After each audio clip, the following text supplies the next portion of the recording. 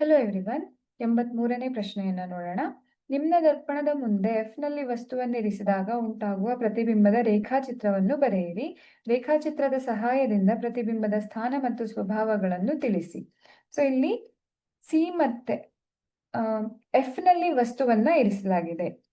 So ಇಲ್ಲಿ ಎಫ್‌ನ ಮೇಲೆ ಯಾವಾಗ ವಸ್ತುವನ್ನ ಇರಿಸ್ತೀವೋ ಆಗ ವಸ್ತುವಿನಿಂದ ಹೊರಟಂತಹ ಸಮಾಂತರ ರೇಖೆ ಹೀಗೆ ದರ್ಪಣದ ಮೇಲೆ ಬಿದ್ದು ಅದು ಪ್ರತಿಫಲನಗೊಂಡು ಎಫ್‌ನ ಮೂಲಕವೇ ಪಾಸ್ ಆಗತ್ತೆ.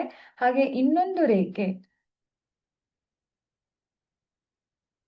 ಅದು ಇಲ್ಲಿ ಪೋಲ್ನ ಮೇಲೆ ಬಿದ್ದಂತಹ ಇನ್ನೊಂದು ರೇಖೆ ಅದು ಅದೇ ಕೋನದಲ್ಲಿ ಪ್ರತಿಫಲನವನ್ನ ಹೊಂದತ್ತೆ. ಅಂದ್ರೆ ಇಲ್ಲಿ ಯಾವ ಕೋನದಲ್ಲಿ ಅದು ಪೋಲಿಗೆ ಅಥವಾ ದರ್ಪಣದ ಕೇಂದ್ರದ ಮೇಲೆ ಬೀಳತ್ತೋ ಅದೇ ಕೋನದಲ್ಲಿ ಅದೇನಾಗತ್ತೆ ಪ್ರತಿಫಲನಗೊಳ್ಳುತ್ತೆ.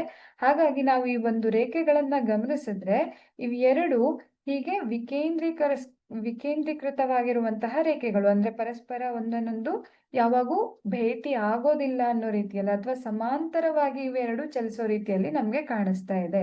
ಹಾಗಾಗಿ ಯಾವಾಗ ವಸ್ತುವನ್ನ ಎಫ್‌ನಲ್ಲಿ ಇಡ್ತೀವೋ ಆಗ ನಮ್ಗೆ ವಸ್ತುವಿನ ಪ್ರತಿಬಿಂಬ ಅನಂತದಲ್ಲಿ ಉಂಟಾಗತ್ತೆ ಅನ್ನೋದನ್ನ ನಾವು ಗಮನಿಸಬಹುದು.